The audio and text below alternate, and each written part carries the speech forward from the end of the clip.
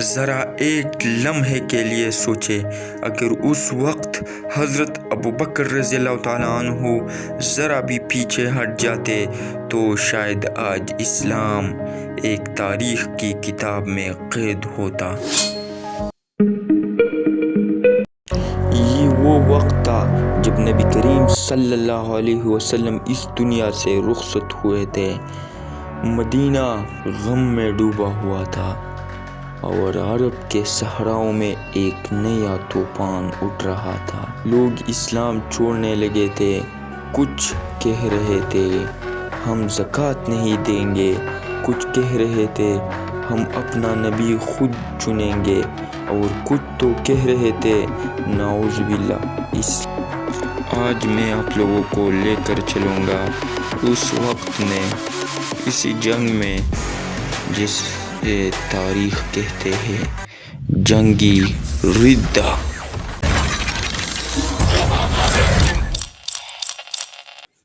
نبی کریم صلی اللہ علیہ وسلم کے وصال کے بعد مدینہ کا حال بیان سے باہر تھا۔ صحابہ کا چہرے مایوس اور دل اداس سے بھرا ہوا تھا۔ سارے صحابہ کہہ رہے تھے اب کیا ہوگا؟ اسی خاموشی میں مسلمانوں نے ایک نیا خلیفہ انتخاب کیا، حضرت ابوبکر صدیق رضی اللہ تعالی عنہ۔ حضرت ابوبکر رضی اللہ تعالی عنہ نرم مزاج تھے، لیکن پولادی ارادے رکھنے والا انسان تھا اور حضرت محمد صلی اللہ علیہ وسلم کا قریبی ساتھی تھا اور ایمان کے سچے ترجمان تھا۔ حضرت ابوبکر صدیق کے خلافت کا کچھ ہی دن گزرے تھے کہ مدینہ میں خبریں آنے لگے کہ عرب کے قبائلوں نے بغاوت کی ہے، زکوٰۃ دینے سے انکار کر رہے تھے اور کچھ نئے نبیوں کی پیروی کرنے لگے تھے اور کچھ اسلام سے منہ موڑ چکے ہیں۔ حضرت ابوبکر رضی اللہ تعالیٰ عنہ کا فیصلہ۔ بعض صحابہ نے کہا ابوبکر لوگ ابھی کمزور ایمان والے ہیں، ذرا نرمی کرو، وقت کے ساتھ ٹھیک ہو جائے گا۔ لیکن حضرت ابوبکر صدیق رضی اللہ تعالیٰ عنہ کھڑے ہو کر کہنے لگا اور ان کی آواز تاریخ میں گونج اٹھی، اگر وہ لوگ ایک اونٹ کی رسی بھی روک لے جو وہ رسول صلی اللہ علیہ وسلم کو دیا کرتے تھے تو میں ان سے جنگ کروں گا۔ یہ فیصلہ ایمان کا اعلان تھا۔ مدینہ کمزور تھا مگر ابوبکر کا ایمان پوری دنیا میں بھاری تھا۔ یہ فیصلہ ایمان کا اعلان تھا۔ اب عرب کے ہر کونے سے خبریں آ رہی تھیں۔ یمن میں اسود عنسی نے نبوت کا دعویٰ کیا۔ اس نے جادو دکھا کر لوگوں کو بہکایا، لیکن نبی کریم صلی اللہ علیہ وسلم کے وصال سے پہلے ہی مسلمانوں نے اسے ختم کر دیا۔ پھر شمال میں طلحہ بن خویلد الاسدی اٹھا، زبردست مقرر تھا اور لوگوں کو جمع کر لیا، کہنے لگا مجھے بھی وحی آتی ہے۔ مسلمانوں نے اسے شکست دی اور بعد میں وہ سچا مسلمان بن گیا۔ پھر ایک اور فتنہ، سجاح بنت الحارث، ایک عورت جس نے خود کو نبیہ کہا۔ لوگ حیران تھے اور پھر وہ مسلمہ کے پاس گئی، شادی کر لی اور دونوں نے مل کر اسلام کے خلاف محاذ بنایا۔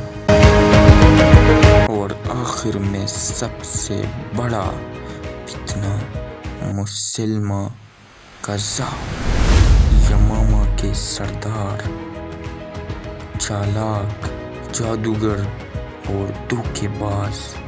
उसने कहा मोहम्मद नबी है तो नाउज़ बिल्लाह मैं भी नबी हूँ, तो मेरे मानने वाले बनो और ज़कात मदीना न भेजो। हज़ारों लोग जमा हो गए। उसने अपने लिए रहमान अल यमामा का लक़ब रखा, कुरान की नकल की, मगर अल्फाज बेमानी थे।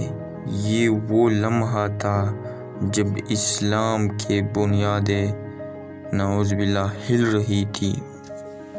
हज़रत अबू बकर रज़ियल्लाहु ताला अन्हु ने फौरी उस पर एक्शन ली और 11 लश्कर तैयार किए। हर एक को मुख्तलिफ जगहों पर भेजा गया। इन लश्करों की क़ियादत इस्लाम के अज़ीम सिपाहियों के हाथ में थी। अकरमा बिन अबी जहल, अमर बिन अल-आस और सबसे आगे खालिद बिन वलीद रज़ियल्लाहु ताला अन्हु और कुछ और सहाबा किराम भी थे।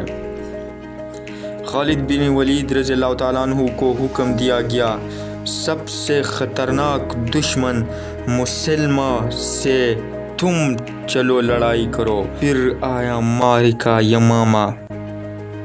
यमामा का मैदान धबक रहा था।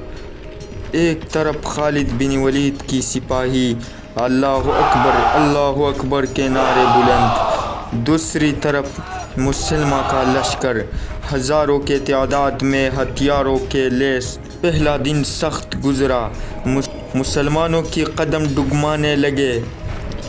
कई सहाबा शहीद हो गए, जिनमें सैकड़ों हाफिज़ कुरान थे। लेकिन फिर खालिद बिन वलीद ने पुकारा, ए कुरान के मानने वालों, आज कुरान की हिफाजत का दिन है। ये जुमला रूहों में आग बन गया। मुसलमानों ने दोबारा सफ़ बनाई। खालिद बिन वलीद ने लश्कर को रिग्रुप किया, एक ज़ोरदार हमला किया। ऐसी लड़ाई में वहशी जो पहले ज़माने में हज़रत हमज़ा रज़ियल्लाहु ताला अन्हु को शहीद कर चुके थे, अब तौबा के बाद इस्लाम के सिपाही थे।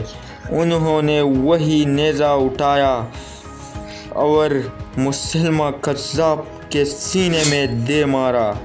मुसलमा मारा गया और यमामा का मैदान अल्लाहु अकबर की सदा से गूंज उठा।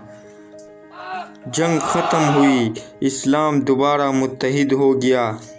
अरब के तमाम कबाइल वापस इताअत में आ गए। लेकिन ये जंग एक ज़ख्म छोड़ गई। बहुत से हाफिज़ कुरान शहीद हुए थे। हज़रत उमर रज़ियल्लाहु ताला अन्हु ने कहा, अगर हमने कुरान को एक जगह जमा न किया तो कहीं ये अल्फाज बिखर न जाए। तब हज़रत अबू बकर रज़ियल्लाहु ताला अन्हु ने कुरान को एक मुसहफ़ में जमा कराया। यही आज का कुरान है जो हमारे पास मौजूद है। प्यारे दोस्तों, जंग रिद्दा सिर्फ एक जंग नहीं थी, ये ईमान, इत्तिहाद और क़ियादत का इम्तिहान था। अगर उस वक्त अबू बकर रज़ियल्लाहु ताला अन्हु कमज़ोर पड़ जाते तो इस्लाम कभी फैल नहीं पाता। ये जंग हमें सिखाती है कि ईमान जब मज़बूत हो तो कोई तूफ़ान उसे हिला नहीं सकता। इसलिए हम आज भी कहते हैं, इस्लाम जिंदाबाद, इस्लाम जिंदाबाद। क्योंकि इस वक्त एक खलीफा झुका नहीं था। अगर आपको ये वीडियो पसंद आई हो तो उसे लाइक करें और सब्सक्राइब करें। कमेंट्स में इस्लाम जिंदाबाद ज़रूर लिखें। शुक्रिया।